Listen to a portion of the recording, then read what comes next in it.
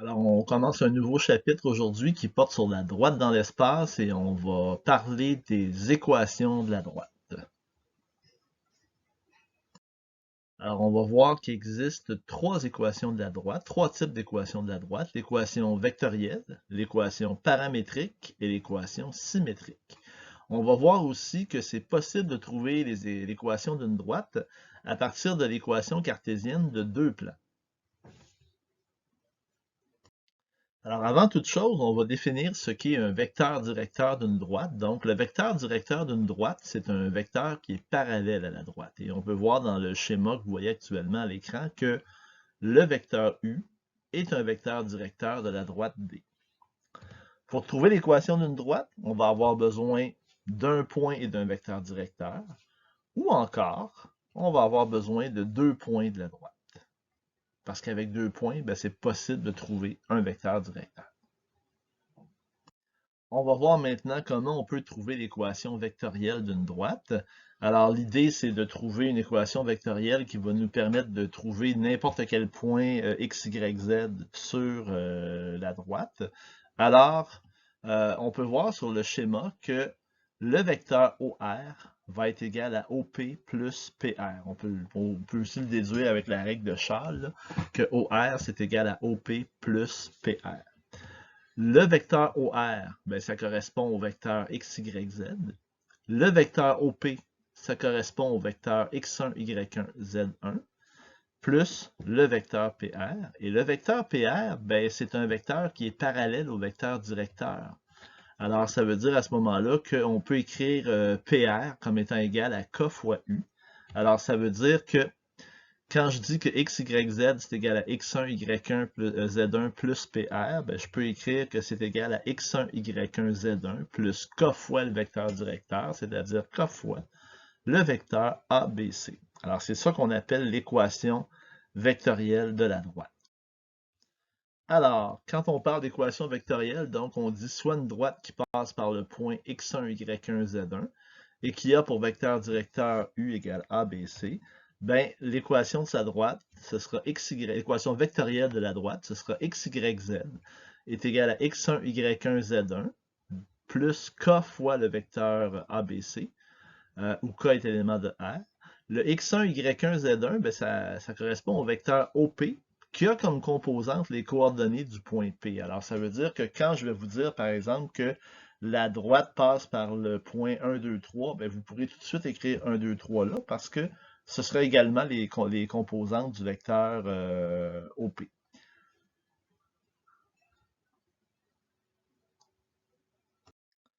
Alors, une fois qu'on a l'équation vectorielle, c'est très facile de trouver l'équation paramétrique. Il suffit d'y aller composante par composante. Donc, on peut voir que x, c'est égal à x1 plus ka. Y, c'est égal à y1 plus kb. Et z, c'est égal à z1 plus kc. Où k, bien sûr, est un nombre réel. Remarquez que quand on vous donne l'équation paramétrique, c'est très facile de voir c'est quoi le vecteur directeur. Ce sont les coefficients qui accompagnent le scalaire k. Alors, c'est a, b, c, ça c'est le vecteur directeur.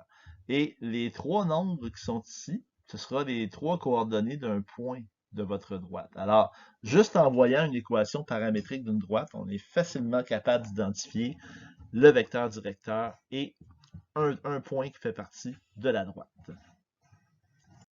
Et à partir de l'équation paramétrique, c'est facile de trouver l'équation symétrique. Tout ce qu'il y a à faire, c'est d'isoler k dans chacune des composantes de l'équation paramétrique. Alors, si j'isole k dans la première partie, il va me rester x moins x1 sur a.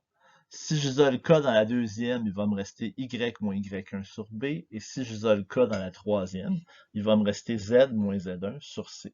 Remarquez que quand on a la chance d'avoir une équation symétrique où le coefficient devant le x, y et z est 1, comme c'est le cas ici, c'est très facile de trouver le vecteur directeur. Ça correspond toujours aux nombres qui sont au dénominateur, donc A, B et C. Et c'est très facile aussi de trouver un point qui fait partie de la droite. Ce sera les valeurs qu'on a ici, donc x1, y1 et z1. À noter aussi que dans les équations symétriques, c'est très important que les valeurs de A, B, C ne soient pas égales à 0, Parce que rappelez-vous qu'en mathématiques, une division par 0, ça n'existe pas. Alors, allons-y d'un exemple où on vous demande de trouver les équations vectorielles, paramétriques et symétriques de la droite qui passe par le point A, 1, 2, 3, et B, 2, 5, 6. Alors, première chose, bien sûr, on va trouver le vecteur directeur de la droite. Le vecteur directeur de la droite, ce sera le vecteur AB. Et le vecteur AB, bien, on l'obtient en prenant les coordonnées du point B moins les coordonnées du point A. Alors, ça nous donne le vecteur 1, 3, 3. Ensuite, ben, l'équation vectorielle, ce sera un des points qu'on connaît de la droite, c'est le point 1, 2, 3. Alors, ça veut dire que dans le fond, ici, on a le vecteur OA, qui est le vecteur 1, 2, 3, plus K fois le vecteur directeur, où K est élément de R. Bien, ça, ce sera l'équation vectorielle de la droite. On va maintenant trouver les équations paramétriques et symétriques. J'ai indiqué au bas de l'écran l'équation vectorielle qu'on a trouvée à l'image précédente.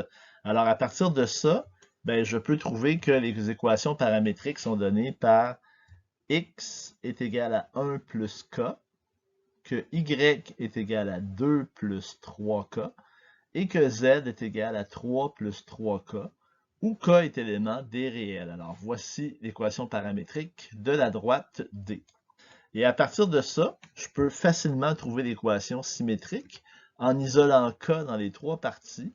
Donc, j'ai comme équation symétrique x moins 1, qui est égal à y moins 2 sur 3, et qui est égal à z moins 3 sur 3. Juste vous faire remarquer, quand on a l'équation symétrique avec des coefficients de 1 vis-à-vis x, y et z, ben, on peut tout de suite savoir que le vecteur directeur, ben, ça correspond au dénominateur de chacune des parties. Donc, c'est le vecteur 1, 3, 3. Et on peut trouver un point qui fait partie de la droite en rendant chacun des paramètres, pas des paramètres, mais chacune des parties égale à 0. Donc, si je pose x égale 1, y égale 2, z égale 3, ben je sais que la droite passe par le point 1, 2, 3. Il y en a peut-être qui se demandent si, comme pour les plans, c'est possible de trouver l'équation cartésienne d'une droite. Ben, malheureusement, non. Parce que, contrairement à un plan qui, lui, a un seul vecteur normal, ou en fait, il y en a plusieurs, mais c'est tous des vecteurs parallèles, ben, pour une droite, on pourrait trouver une infinité de vecteurs normaux. Parce que le vecteur, il peut aller vers le haut, il peut aller vers le bas, il peut aller vers l'arrière, il peut aller vers l'avant, il peut aller dans n'importe quelle direction. Alors, dans n'importe quel sens aussi.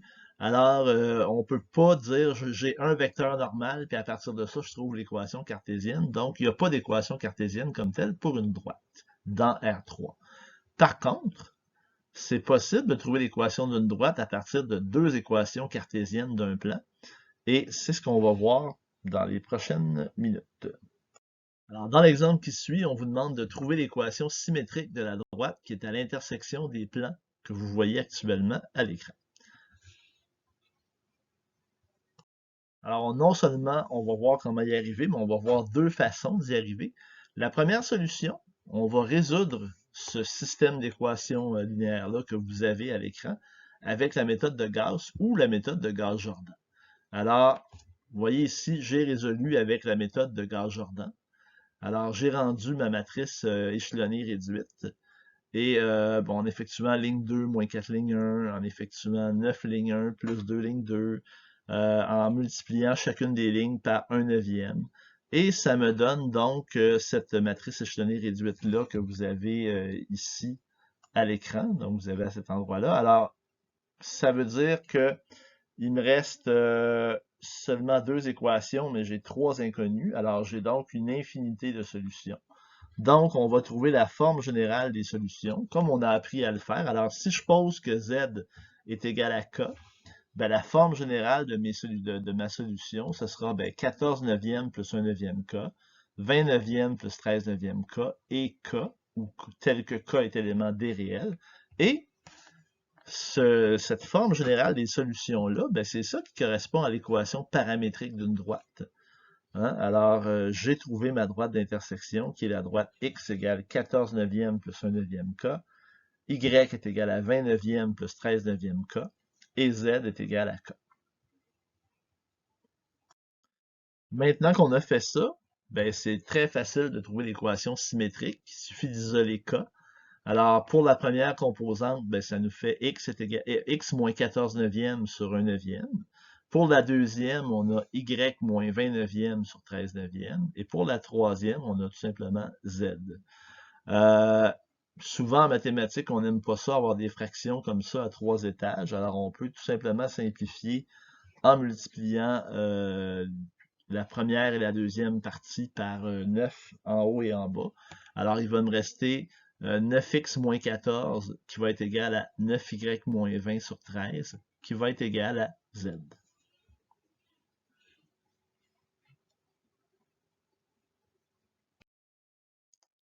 Allons-y maintenant avec la deuxième méthode.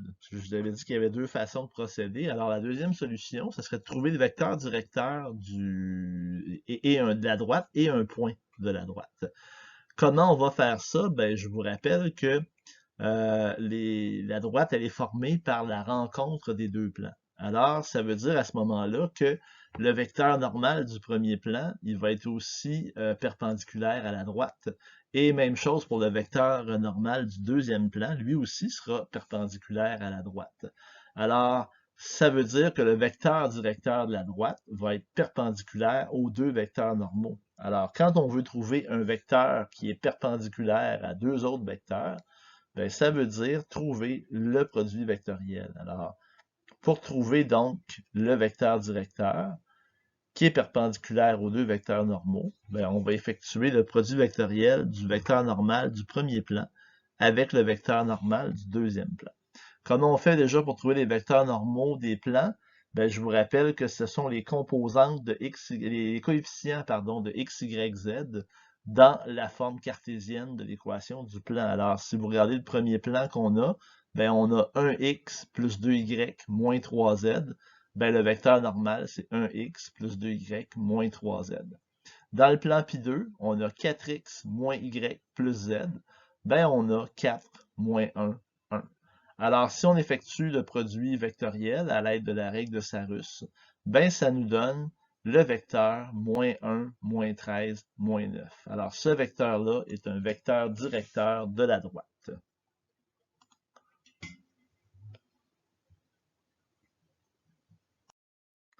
Bon, on a les équations cartésiennes des deux plans. On a le vecteur directeur de la droite. Maintenant, il faut trouver un point qui fait partie des deux plans. Alors, pour trouver ce point-là, ben, on n'a qu'à fixer une valeur soit de x, de y ou de z. Donc, moi, je vais poser que x est égal à 0. Et à partir de là, si x vaut 0, ben, je me retrouve avec le système d'équations linéaires suivant. En remplaçant x égale 0 dans la première équation cartésienne de plan, ben, je me retrouve avec 2y moins 3z égale 6. Donc, c'est l'équation qui est ici. Et en posant x égale 0 dans la deuxième équation, je me retrouve avec moins y plus z égale 4. Et là, on va maintenant résoudre ce système d'équations linéaires-là pour trouver les y et les z qui fonctionnent.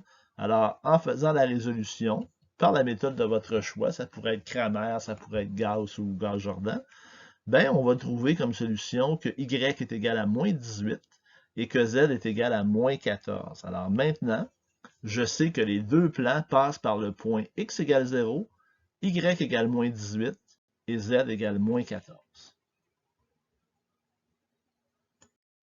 Alors, à partir du moment où on a ces informations-là, donc que le vecteur directeur, c'est moins 1, moins 13, moins 9, et que le point qui fait partie des deux plans, c'est 0, moins 18, moins 14, point qui fait aussi partie de la droite, ben, c'est très facile de trouver l'équation symétrique.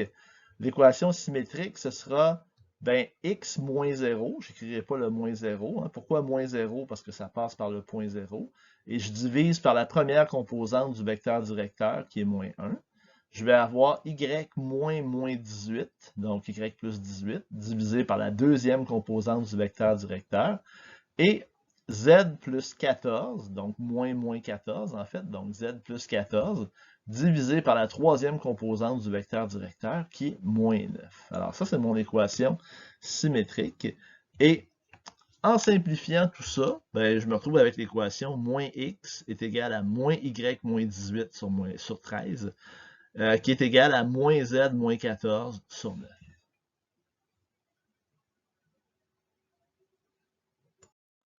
OK, maintenant, pour conclure l'exemple, je vous fais remarquer que avec la première méthode, j'ai trouvé cette équation symétrique-là. Avec la deuxième méthode, j'ai trouvé cette équation symétrique-là. À première vue, ça ne semble pas être la même droite. Est-ce que ces deux réponses-là sont équivalentes? Ben, on va vérifier. Alors, première chose, si je regarde le vecteur directeur de la droite de la première solution, ben, je trouve que le vecteur U, c'est 1 neuvième, 13 neuvième, 1. Si je fais la même chose avec la droite de la deuxième solution, ben, le vecteur directeur, c'est moins 1, moins 13, moins 9. Ben, à partir de là, on peut voir que le vecteur V, il va être égal à moins 9 fois le vecteur U. Donc, que les vecteurs U et V sont parallèles. Alors, on a deux vecteurs directeurs qui sont parallèles. C'est bon signe. Il y a des bonnes chances qu'on ait à ce moment-là la même droite. Pour être sûr qu'on a la même droite, ben, il faut s'assurer que les deux droites ont au moins un point commun. S'ils ont un point commun puis le même vecteur directeur, ben, forcément, c'est la même droite. Alors, on peut facilement voir dans la droite de la deuxième solution que le point 0, moins 18, moins 14 fait partie de la droite de la deuxième solution. Si je remplace ça dans l'équation symétrique, les équations symétriques de la droite de la première solution, est-ce que l'égalité que vous voyez à l'écran actuellement va tenir le coup? Ben, si on remplace 0, moins 18, moins 14 là-dedans, ben, regardez bien ce qui va arriver. Je me retrouve avec cette égalité-là. Est-ce qu'elle est vraie? Ben, quand j'effectue les trois calculs, ça me donne moins 14 égale moins 14 égale moins 14. On a donc des droites qui ont des vecteurs directeurs parallèles et qui passent par les mêmes points. Alors forcément, il s'agit de la même droite. Alors oui, les deux réponses que j'ai trouvées sont équivalentes, même si à première vue, j'avoue que ça semblait pas être le cas. Ben, effectivement, c'est le cas. Alors voilà ce qui termine la capsule sur les équations de la droite. Vous pouvez maintenant compléter les exercices de la page 403, numéro 1 sur D, le numéro 2, le numéro 3, le 5 et le 7, ainsi que la page 8.4 des notes de cours. À souligner dans les exercices, vous allez voir, parfois on va parler du plan X au Z, du plan Y au Z ou du plan X au Y. Ben, quand on parle par exemple du plan X au Z, ça veut dire que c'est le plan où Y égale 0. Le plan Y au Z, c'est le plan où X égale 0. Et le plan X au Y, c'est le plan où Z égale 0. Alors, à bientôt et bon travail.